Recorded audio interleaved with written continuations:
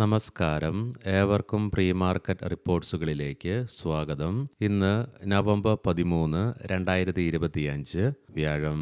Auto IT സ്റ്റോക്സുകളിൽ തുടർന്ന നേട്ടത്തെ തുടർന്നും അതുപോലെ തന്നെ ഇന്നലെ നമ്മൾ പോസ്റ്റ് മാർക്കറ്റിൽ കണ്ട ഘടകങ്ങളുടെ സഹായത്താലും ഇന്ത്യൻ മാർക്കറ്റിന് തുടർച്ചയായിട്ട് മൂന്നാമത്തെ ട്രേഡിംഗ് സെക്ഷനിലും നേട്ടത്തോടുകൂടി തന്നെ വ്യാപാരം അവസാനിപ്പിക്കുവാനും സാധിക്കുകയുണ്ടായി. മാത്രമല്ല 2 ആഴ്ചത്തെ ഏറ്റവും ഉയർന്ന നിലയിലായിട്ട് നിഫ്റ്റിക്ക് ക്ലോസിംഗും രേഖപ്പെടുത്തുവാൻ സാധിച്ചെങ്കിലും ഇന്നലെയും വിദേശ ധനകാര്യ സ്ഥാപനങ്ങൾ 1707.03 കോടി രൂപയ്ക്ക് സെല്ലിംഗ് ആണ് തുടരുകയുണ്ടായത്. അതേസമയം ആഭ്യന്തര ധനകാര്യ സ്ഥാപനങ്ങൾ 5127.12 കോടി രൂപയ്ക്ക് ബൈയിങ്ങും തുടരുകയുണ്ടായി. ഇന്നത്തെ നമ്മുടെ മാർക്കറ്റിലേക്ക് സ്പെസിഫിക് ആയിട്ട് വന്നു കഴിയുമ്പോൾ അനലിസ്റ്റുകളുടെയും എക്സ്പേർട്ടുകളുടെയൊക്കെ അഭിപ്രായങ്ങൾ പ്രകാരം നിഫ്റ്റിക്ക് 25,900 എന്ന ലെവൽ മറികടന്നുകൊണ്ട് ഈ ലെവലിന് മുകളിലായിട്ട് നിലനിൽക്കുവാൻ സാധിച്ചെങ്കിൽ മാത്രമേ 26,000 എന്ന കീ ലെവലിലേക്കുള്ള നിഫ്റ്റിയുടെ പ്രയാണം സാധ്യമാവുകയുള്ളൂ. അതുകൊണ്ട് തന്നെ 26,000 എന്ന കീ ലെവൽ അതിശക്തമായി മറികടന്നുകൊണ്ട് ഈ ലെവലിന് മുകളിലായിട്ട് നിലനിൽക്കുവാൻ സാധിക്കുകയാണെങ്കിൽ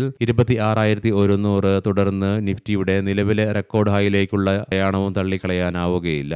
അതേസമയം ഇന്ന് നിഫ്റ്റിയിൽ ഒരു ഫോൾ ഉണ്ടാവുകയാണെങ്കിൽ 25,700 എന്ന ലെവൽ നിഫ്റ്റിയെ സംബന്ധിച്ചിടത്തോളം ഇമ്മീഡിയറ്റ് സപ്പോർട്ടായിട്ട് മാറിയേക്കാം. തുടർന്ന് 25,600 എന്ന ലെവൽ നിഫ്റ്റിയെ സംബന്ധിച്ചിടത്തോളം ക്രൂഷ്യലുമാണ്. ഈ ലെവൽ നിഫ്റ്റി ബ്രേക്ക് ചെയ്യുകയാണെങ്കിൽ സെല്ലിംഗ് പ്രഷറും അനുഭവപ്പെട്ടേക്കാം. പ്രത്യേകം ശ്രദ്ധിക്കുക, ഇത് ട്രേഡ് റെക്കമെൻഡേഷൻ അല്ല, അനലിസ്റ്റുകളുടെയും എക്സ്പേർട്ടുകളുടെയൊക്കെ അഭിപ്രായങ്ങൾ മാത്രമാണ്.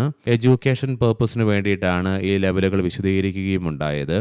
ഇന്നത്തെ പ്രധാനപ്പെട്ട ഗ്ലോബൽ ഇവന്റുകളിൽ ഉച്ചയ്ക്ക് 12:30 UK-യിൽ നിന്നും വിവിധ തരത്തിലുള്ള GDP ഡേറ്റകളുടെ റിലീസ് ഉണ്ട്. വൈകുന്നേരം നമ്മുടെ മാർക്കറ്റ് അടച്ചതിന് ശേഷം US-ൽ നിന്നും 7 മണിയോടുകൂടി ഇൻഫ്ലേഷൻ ഡേറ്റകളുടെ റിലീസും വരാനിരിക്കുന്നു.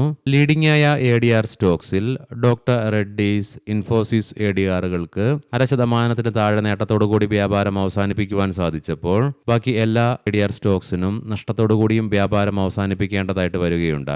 താരിഫ് വർധനവ് ബാധിച്ച മേഖലകളെ പിന്തുണയ്ക്കുന്നതിനായി 25,060 കോടി രൂപയുടെ കയറ്റുമതി പ്രോത്സാഹന ദൗത്യത്തിന് കേന്ദ്ര മന്ത്രിസഭ അംഗീകാരം നൽകിയതായിട്ടുള്ള റിപ്പോർട്ട്സ് വരുന്നുണ്ട്. ഇനി നമുക്ക് ഗ്ലോബൽ മാർക്കറ്റുകൾ പരിശോധിക്കാം. ഇന്നലെ S&P 500 നേരിയ നേട്ടത്തോടുകൂടി വ്യാപാരം അവസാനിപ്പിച്ചപ്പോൾ നാസ്ഡാക്കിന് 0.5% നഷ്ടത്തോടുകൂടി വ്യാപാരം അവസാനിപ്പിക്കേണ്ടതായിട്ടും വന്നു. എങ്കിൽ നിലവിൽ ഡോ ജോൺസ് ഫ്യൂച്ചർ 55 പോയിന്റുകളുടെ നേട്ടത്തിലാണ് വ്യാപാരത്തിൽ തുടർന്നുകൊണ്ടിരിക്കുന്നത്. യൂറോപ്യൻ മാർക്കറ്റ്സിൽ ഇന്നലെ UK മാർക്കറ്റ് നേരിയ നേട്ടത്തോടുകൂടിയും ഫ്രാൻസ്, ജർമ്മൻ മാർക്കറ്റുകൾ 1% നേട്ടത്തോടുകൂടിയും വ്യാപാരം അവസാനിപ്പിക്കുവാനും സാധിച്ചു. ഇന്ന് വെളുപ്പിനെ 2:45 ക്ലോസ് ആയ നിഫ്റ്റിയുടെ ഇൻഡിക്കേഷൻ പ്രകാരം ഫ്ലാറ്റ് ആയിട്ടുള്ള ഓപ്പണിംഗ് ആണ് ഇന്ന് നമ്മുടെ മാർക്കറ്റിൽ എക്സ്പെക്ട് ചെയ്യുവാനായിട്ട് സാധിക്കുക. ഏഷ്യൻ മാർക്കറ്റ്സിൽ ജപ്പാൻ മാർക്കറ്റ് നേരിയ നേട്ടത്തോടുകൂടിയും കൊറിയൻ മാർക്കറ്റ് ഫ്ലാറ്റ് ആയിട്ടും വ്യാപാരം ഇന്ന് ആരംഭിച്ചിട്ടുണ്ട്. കമ്മോഡിറ്റിയിലേക്ക് വരുമ്പോൾ ബ്രന്റ് ക്രൂഡിന്റെയും ക്രൂഡ് ഓയിലിന്റെയും വിലയിൽ ഓവർ സപ്ലൈ തുടരുന്നതിനാലും ഡിമാൻഡ് കുറഞ്ഞതിനാലും മാത്രമല്ല വരാൻ പോകുന്ന ഒപെക്കിന്റെ ഡിസംബർ പോളിസിയുടെ മുന്നേ ആയിട്ട് നിക്ഷേപകർ ജാഗ്രത പുലർത്താൻ തുടങ്ങിയതിനെ തുടർന്ന് ഇന്നലെ നമ്മുടെ മാർക്കറ്റ് അടച്ചതിന് ശേഷം ബ്രന്റ് ക്രൂഡിന്റെയും ക്രൂഡ് ഓയിലിന്റെയും വിലയിൽ ഗണ്യമായ ഇടിവ് രേഖപ്പെടുത്തുകയുണ്ടായി, 4%. ഇതിനെ തുടർന്ന് നിലവിൽ ബ്രന്റ് ക്രൂഡിന്റെ വില $62.51 എന്ന നിലയിലും ക്രൂഡ് ഓയിലിന്റെ വില $58.30 എന്ന നിലയിലേക്കും എത്തിച്ചേരുകയുണ്ടായി. എന്നാൽ ഇന്നലെ നമ്മുടെ മാർക്കറ്റ് അടച്ചതിന് ശേഷം വീണ്ടും ഗോൾഡിന്റെ വില കുതിച്ചുയരുകയുണ്ടായി. നിലവിൽ $4,188.05 എന്ന നിലയിലായിട്ടാണ് ഗോൾഡിന്റെ വില നിലകൊള്ളുന്നത്.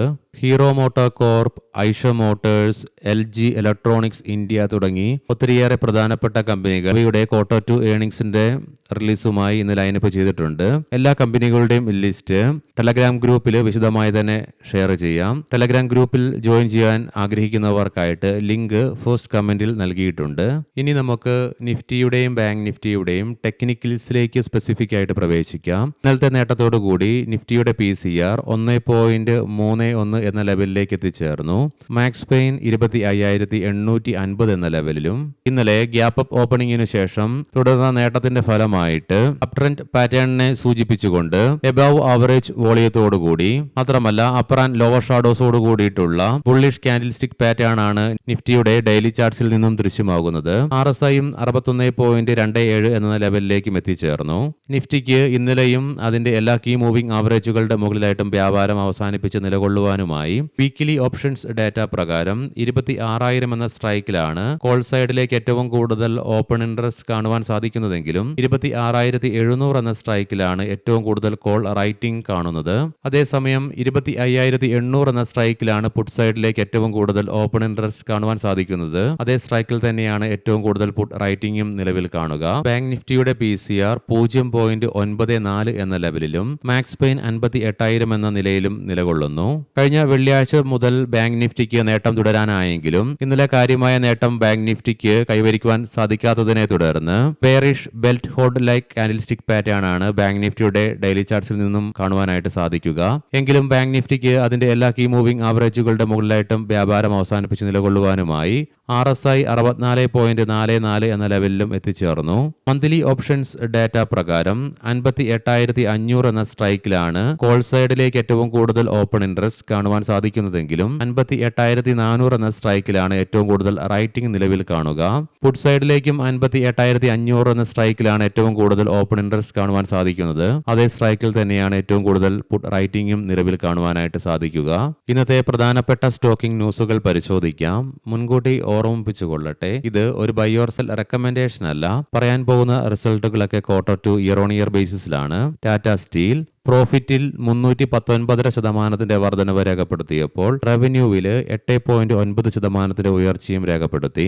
ലോയിഡ്സ് മെറ്റൽസ് ആൻഡ് എനർജി പ്രോഫിറ്റിൽ 90% വർധനവ് രേഖപ്പെടുത്തിയപ്പോൾ റവന്യൂവിൽ 154.3% ഉയർച്ചയും രേഖപ്പെടുത്തി. പ്രസ്റ്റേജ് എസ്റ്റേറ്റ്സ് പ്രൊജക്ട്സ് പ്രോഫിറ്റിൽ 123.9% വർധനവ് രേഖപ്പെടുത്തി. റവന്യൂവിൽ 5% ഉയർച്ചയും രേഖപ്പെടുത്തി. കൊച്ചിൻ ഷിപ്പ്യാർഡ് പ്രോഫിറ്റിൽ ഇത്തവണ 43% ഇടിവാണ് രേഖപ്പെടുത്തിയത്. റവന്യൂവിലും 2.2% ഇടിവ് രേഖപ്പെടുത്തി. നസാറ ടെക്നോളജീസ് കഴിഞ്ഞ വർഷം ഇതേ ക്വാർട്ടറിൽ 18.1 കോടി രൂപ ലാഭം റിപ്പോർട്ട് ചെയ്ത കമ്പനി ഇത്തവണ 33.9 കോടി രൂപയുടെ നഷ്ടമാണ് രേഖപ്പെടുത്തുകയുണ്ടായത്. റവന്യൂ അതേസമയം 65% വളർച്ചയും രേഖപ്പെടുത്തി.